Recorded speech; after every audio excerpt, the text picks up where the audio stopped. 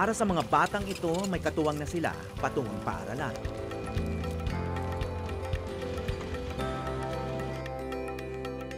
Araw-araw ipinamamalas nila ang minsang sinabi ni Albert Einstein na parang buhay daw ang pagbibisikleta. Hindi ka mawawalan ng balanse basta tuloy-tuloy ang pagkilos. Sige lang ang pagpapadyak.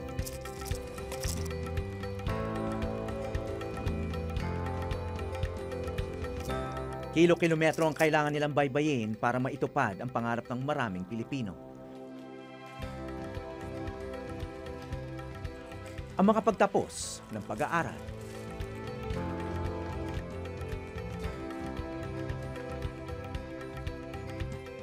At tuwing umaga sa kanilang sariling sikap at pagod, unti-unti nila itong naisa sa katuparan.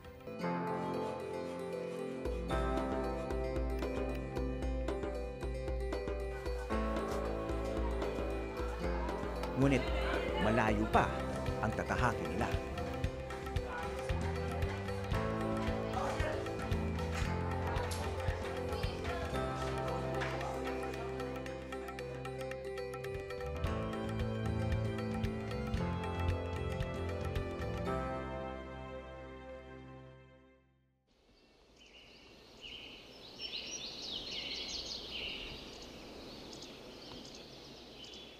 Sa Baganga, sa probinsya ng Davao Oriental, marami sa mahigit 900 estudyante ng mataas na paaralan ay nakatira sa malayo. Ang mga walang perang pamasahe, kailangan maglakad. Mahigit 1 oras na lakad sa ilalim ng araw. O 20 pesos na pamasaheng aabuti. Kaya naman ang iba, hirap nang hikayati ng sariling pumasok pa.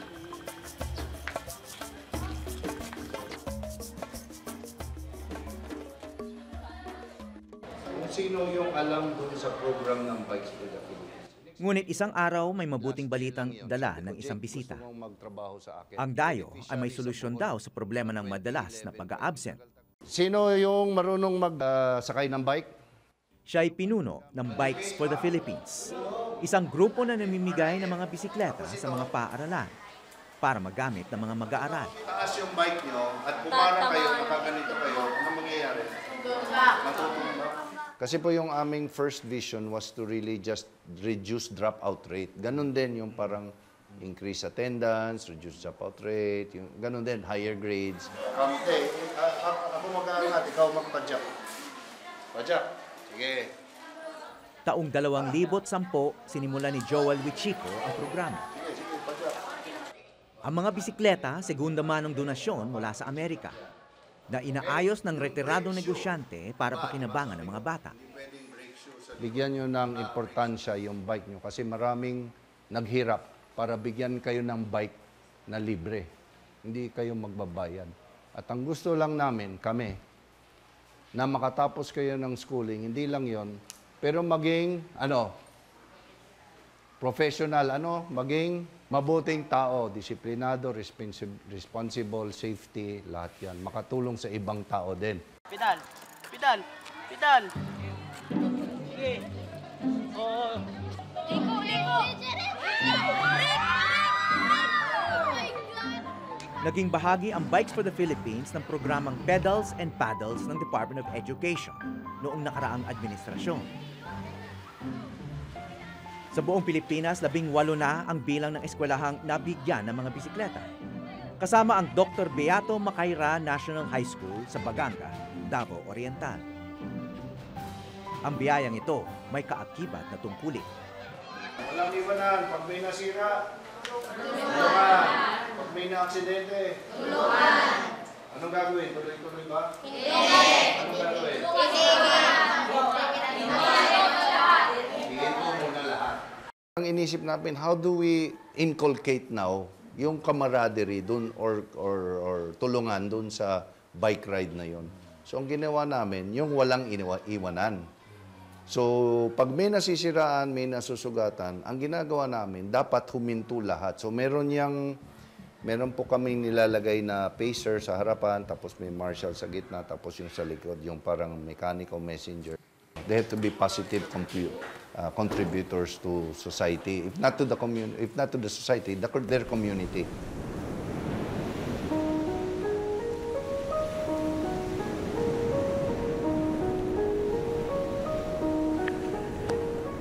Ilang taon na nagdudusa ang mga taga-Baganga. Ang inaasahan nilang kabuhayan sa mga nyugan, winasak ng Bagyong Pablo noong taong 2012. 6 na taon na nakalilipas, ngunit hindi pa rin nakakabangon ng marami. Ngayon, na-observe namin kahit pambili ng bond paper, 1 piso yun, parang mahirap pa sa kanila. So, sa baon naman, dati yung mga kantina talagang napupuno yan. So ngayon, kahit ice water, kailangan pang hatiin. Mau-observe po natin yan na ganyan yung nangyayari ngayon. Welcome to the Simple. Si Teacher Ruchi Adanza ang naatasang maging bike coordinator sa high school. Naka-newspaper talaga kami, ginupit ko lang para Kwento niya, matyaga siyang naghintay ng 5 taon bago nabiyayaan ng mga bisikleta ang kanilang eskwelahan. I just keep on believing, naniwala lang ako na may mangyayari. Even yung mga kaopisina ko, yung mga kasamahan ko, binibiro at inaano na rin ako nila na kapag nag-iikot ako sa program, wala namang nangyayari, follow up ka ng follow up. Pero ako never akong na-discourage. May pila kasi ng mga paaralang naisumali sa programa. Ngunit nasuklian din ang ilang taong pagpa-follow up ni Teacher Ruchi. 100 bisikleta nakalaan ngayon para sa kanilang high school. Ang unang bugso ng pamimigay nangyari nitong Hunyo. 40 estudyante ang nabigyan ng bisikleta. Ngayong Setyembre, darating ang pangalawang bagsak ng mga bisikleta. Masusing pinipili ni Ruchi kung sino ang mga karapat-dapat na bibigyan. We believe na hindi naman lahat ng mahirap deserving. May ibang hindi deserving. Gaya ng pagpunta namin ng bahay, si Father nagbabaraha. Tapos yung iba, pagpunta pa namin ng bahay, may mga manok pansabong, imahal yung pagkain. Tapos si anak naglalakad. Kasi tinitingnan lang natin yung 4 na criteria doon na importante. Una, malayo nga sila.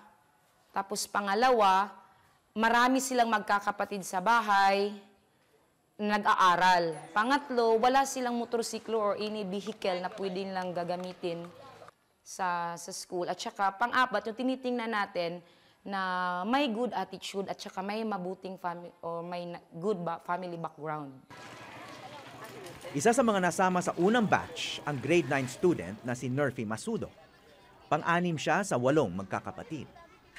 Naranasan ako po nung wala pa akong bike.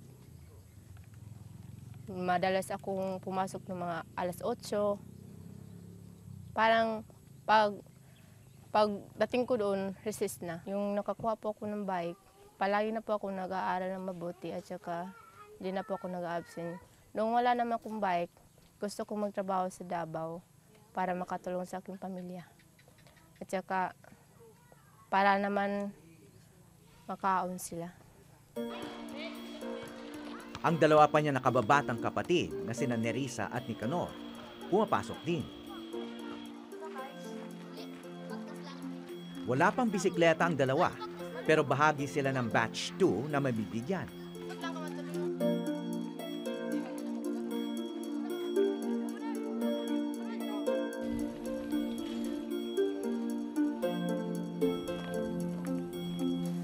Tinatayang 4 na kilometro ang layo ng bahay nila sa paaralan. Kung mamamasahay silang 3 papasok, 70 piso kada araw ang kanilang gastos. Halagang hindi kaya ng kanilang mga magulang. Ang kanilang ama nahinto sa pagkakarpintero dahil nabubulag na. Samantalang ang ina nila may diabetes pa. Umaasa ang pamilya sa paggawa at pagbenta ng walis tingting.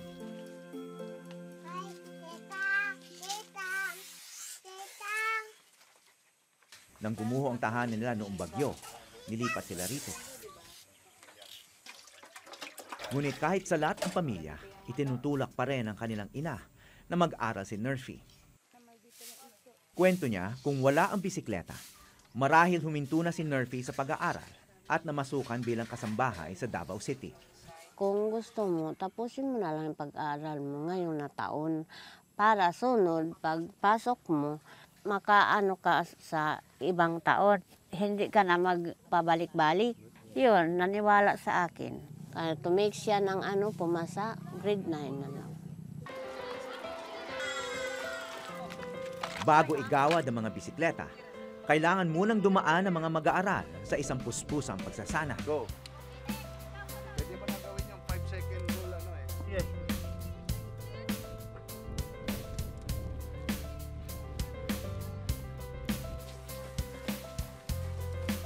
Break. Isa sa mga trainer ang estudyanteng si Jerry na kasama sa batch 1. Noong Hunyo lang, nag-iensayo lang din siya. Ngayon, tumutulong na siya magturo. Yung pagbabike nga, di ba, umaandar yung bike kapag pinipidal mo lang. Parang sa life din natin, kung hindi tayo gumagawa ng paraan, hindi talaga natin maaabot yung ating pangarap. Parang ganun lang. Si Jeric, solo parent na ang kanyang mother. Naramdaman niya ni si Sir Joel ay parang ama sa mga bikers. At bigla na lang niya nasabi na nagpasalamat siya kay Sir Joel dahil nakita niya dito ang pagkatao ng kanyang ama. Tambayan na ngayon ni Jerry ang classroom na binukod para sa bikes at riders nito. Parang ang pamilya na ang turing ko sa kanila ay pag nandito na kami sa aming club, dito sa aming opisina. Nag-uusap kami, nagbabanding, parang ganun.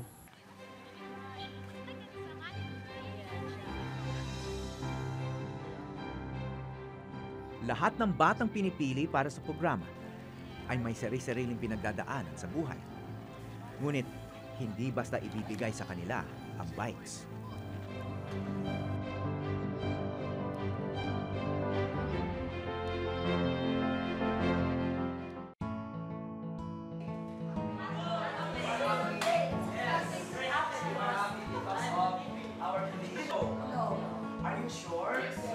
Masinop ang pagpili ng mga binibigyan ng bisikleta.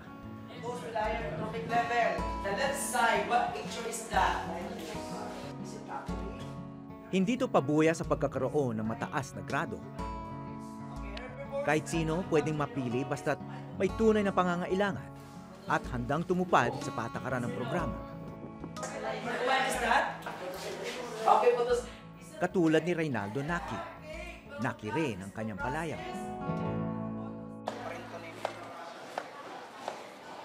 Bago nabigyan ng bisikleta, ayaw nang pumasok ni Naki sa eskwela. Kwento ni Teacher Ruchi, lagi naglalaro na lang sa computer shop sa labas. Madalas kasi siyang kinakantsawan ng kanyang mga kaklase. Anong sinasabi nila sa'yo? Buktot daw, buktot. Ano yun? Kuba daw, kuba. Tapos, nung nagka-bike ka, nagbago na. Nagbago yun kasi marami na po akong mga kaibigan kaya ng mga bikers. Tinuturing nila akong kaibigan. Ano bang naging pagbabago sa sarili mo? Maraming humanga sa akin. Dahil lagi na lang akong nag-school kasi nung una hindi ako, lagi nilang binubuli kasi lagi absent. Pero ngayon, hindi na. Humanga na sila sa akin na laging present.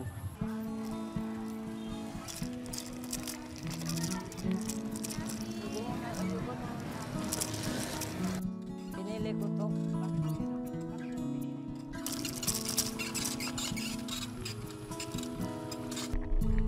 Isa lang ang kumpiyansa sa sarili sa mga ginhawang na ibibigay ng pagpapadyak.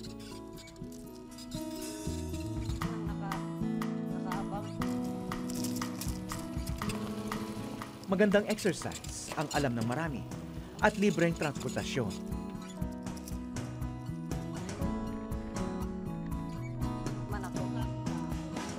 Para sa akin, na 5 dekada ng siklista, ang pangunahing dahilan para magbike ay masaya siya. Masayang magbike. Ganun lang kasimple. Pero napaisip ako sa sinabi sa akin ni Naki.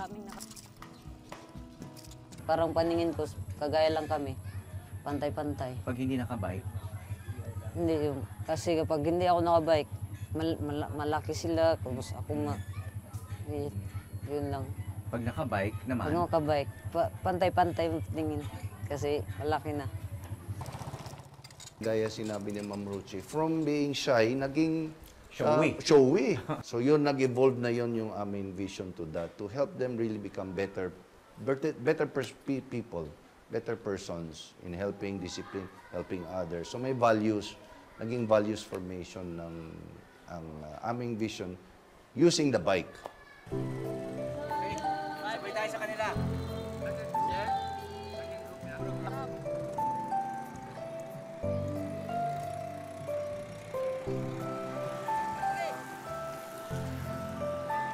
Ano sinasabi mo dun sa mga ibang bata na natatakot mahulog?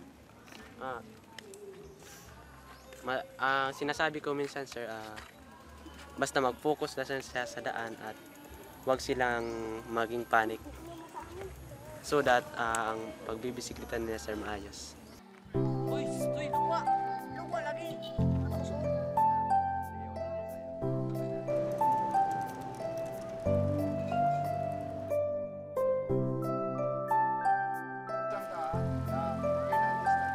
Laging pinapaalala sa kanila na ang bisikleta ay hindi laruan. Malaki siyang responsibilidad. May sinusunod na batas ang mga siklista at mga wastong ugali. Bawal silang mahuli sa klase. Hindi pwedeng iwan kung saan-saan ang bike. Ang hindi tutupad, babawian ang bisikleta.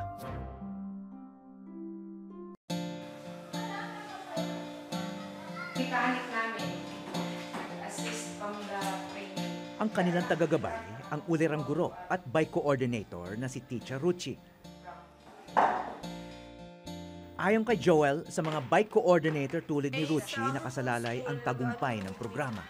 Kaya yung bike coordinator po, nag-iisip na ngayon yan kung paano niya ma-raise yung funds para doon sa pag-sustain ng bike.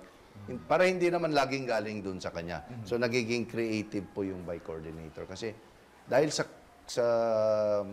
napalapit na yung mga bata, napalapit na yung programa sa kanya, just like sa atin, sinasabi ko yung heart ng isang tao, talagang you will go all out to really help these people kasi nakita mo yung kahirapan nila. And if it's the only way you can do it, hindi naman siya rin may kaya masyado. Pero kung yun lang, ipa-develop lang yung program, ma-improve, ma-sustain yung program niya, ginagawa nila.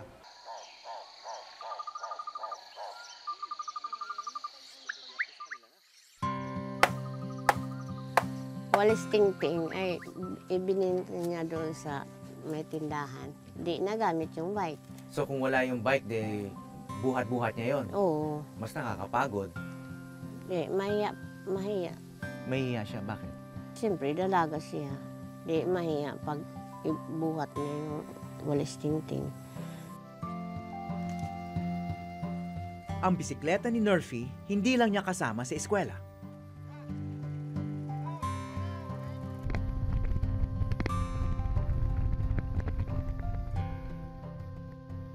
Mabilis niya ngayon nadadala ang walis tingting ng kanyang pamilya para mabenta sa suki.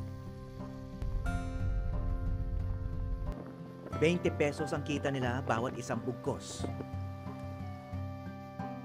Malaki na ang 200 pisong kita sa isang araw.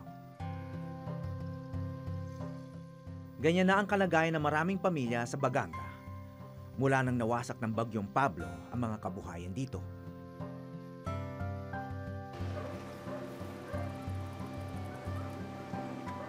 Kaya ang munting bisikleta, malaking bagay. Hindi lang ito sasakyan, isa itong pagkakataong guminhawa ang buhay. Si Nerfy gustong kumuha ng nursing o di kaya'y criminology. Kung makatapos ako ng pag-aaral ko at saka college, tutuparin ko yung pangarap sa pamilya ko. Bibigyan ko sila ng magandang bahay at pagpaaralin ko yung mga kapatid ko at hindi sila kung hindi sila man nakatapos. ako na ang mapatuloy sa kanilang pag-aaral. Kahit wala na kayo, kasi bagong balik lang kayo from June or last July, kaya namin... Makalipas ang 3 araw ng pagsasanay, dumating na rin ang araw na pinakamimithi ng mga bata. Sa hamon ay binigay sa akin ng Bikes for the Philippines na paaralan na pangalagaan kayo in this project. So wala akong magawa, kundi mahalin ko kayo, intindihin ko ang likod niyo, at maging mother sa inyo at all times. So ang anak ko mula sa 2, magiging 3, magiging almost 90 children na ang aalagaan ko. So ngayon, masaya ako, mga magulang na nandito ngayon, ang kwento ng anak ninyo ay kwento ko na rin. Sandali na lang at matatawag na rin sila bikers.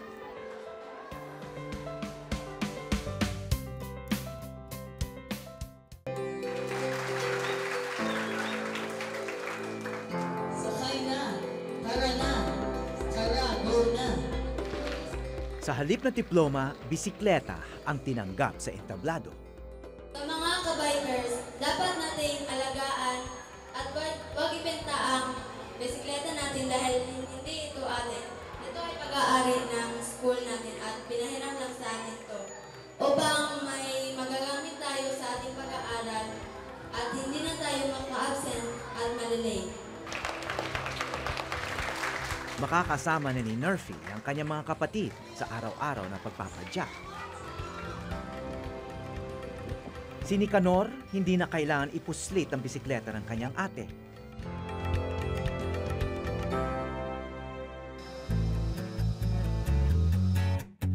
Bilang pasinayan ng pagtatapos, nag-long ride ang mga tropa, kasama ang mga taga-unang batch na sina Jerry at Naki.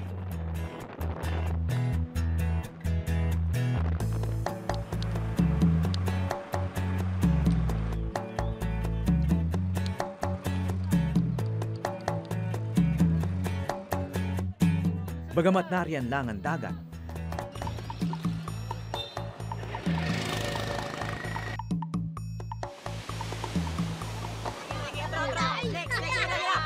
bihirang matikman ng mga batang ito ang makapaglaro sa dalampasigan. Ano ang inyong nararamdaman na napabilang kayo sa ating... May pulong din para kilalanin na isa na silang samahan ng bikers ngayon.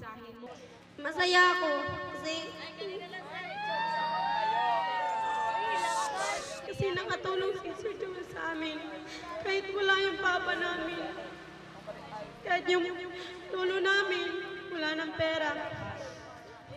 Pero may dumating din sa buhay namin na yung 600 pwede nang pambili ng bigas at hindi na makakano sa mapamasahe sa motor. Hindi na rin kami magbubuwan kasi may nagbibigay na sa amin ng bike. We also tell them that mobility is education. Natyak mo yung sarili mo on your own, dumating ka sa isang lugar, on your own, nakadating ka dun sa hinaharap mo yung dream mo.